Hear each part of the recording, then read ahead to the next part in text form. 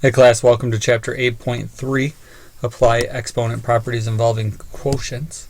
So we talked about applying the multiplication law, and then we talked about the 0 as an exponent and a negative exponent. So we're talking about quotients today. We kind of discussed this a little bit in class, as you're aware. So here we go, let's get started.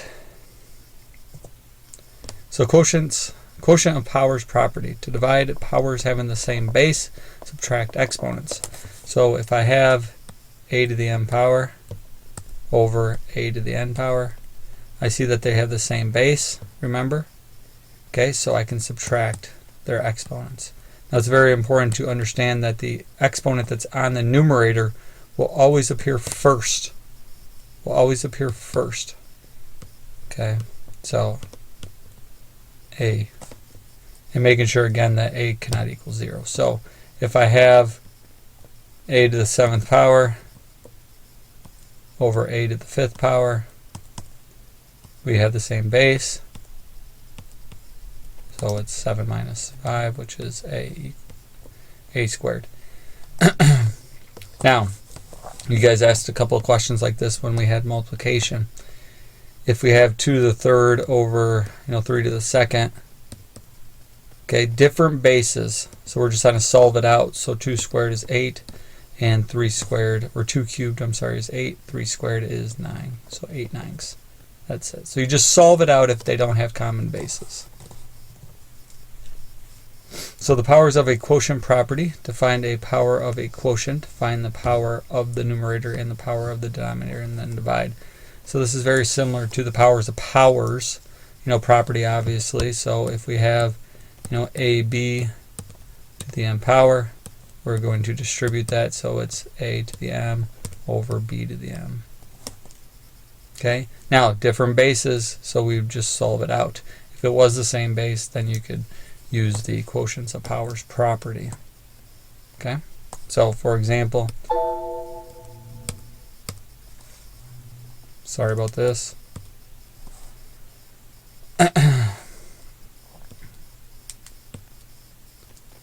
Come on now. There we go. If we have 3 to the 4th power to the 2nd, distribute that. Remember, each number, okay, has a exponent of 1 if it's not shown. So we have 3 squared over 4 squared, which equals 9 over 16. And that would be my final answer.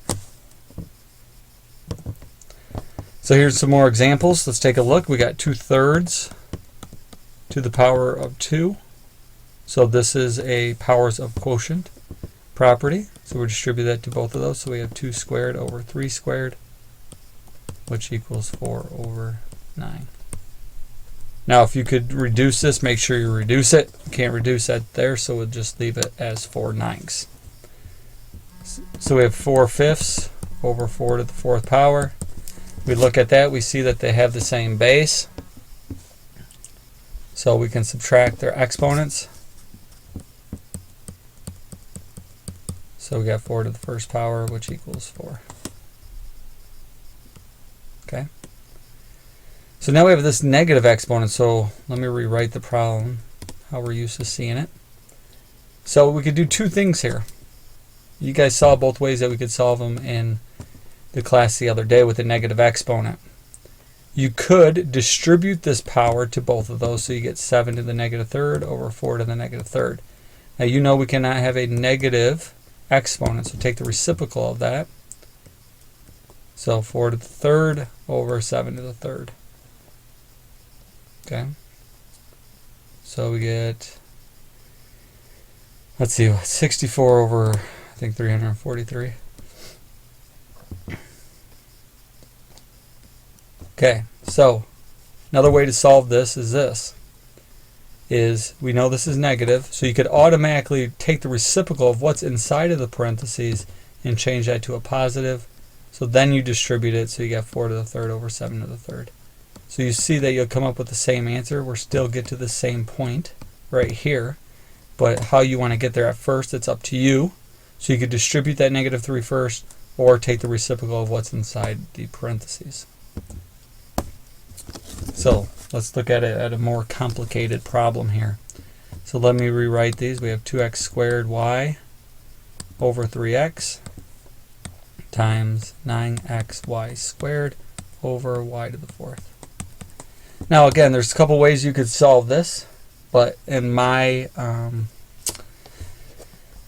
guess the way that I prefer and the way that I think would be easiest for you is to go across first. Okay, so almost pretend that this was a connection here, and it's multiplication here, multiplication here. So we're going over the first section of this chapter while we go across. Remember, coefficients 2 and 9, we're going to do the exact symbol that the math tells us. So 2 times 9 is 18. Well, x squared times x, same base, multiplication, x cubed. And then y times y to the second is y to the third over. So 3 times the coefficient here is 1, so 3. X, there's no other x on the denominator, and there's no other y. Okay, so we multiplied across, so now we have one problem that we're looking at. So again, the coefficients, we have to do the operation. So 18 divided by 3 is 6. Okay, then that's, you know, on the numerator, 6 over 1.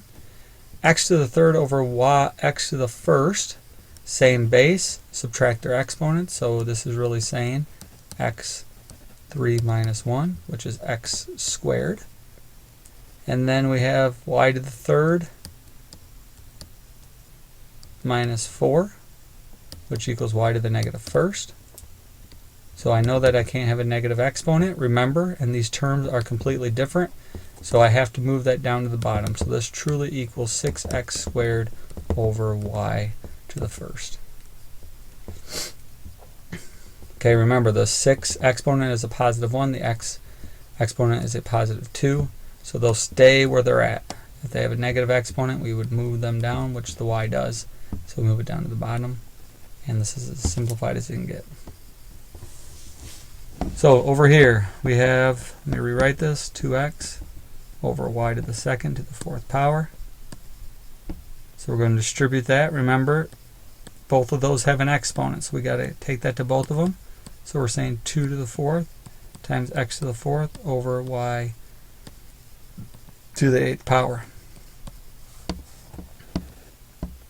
Okay, very important, the quotient of powers, or the powers of a quotient, I'm sorry. Let me rewrite that.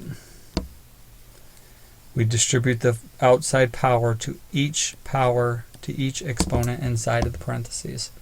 So now we can simplify this even more. We get 16 x to the fourth over y to the 8th. We can't simplify that any further down.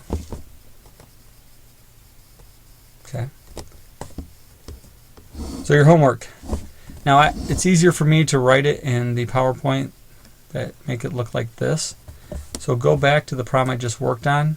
You know, I wrote it like this. I would rewrite it so it looks, you know, like it did before I showed all the work to you.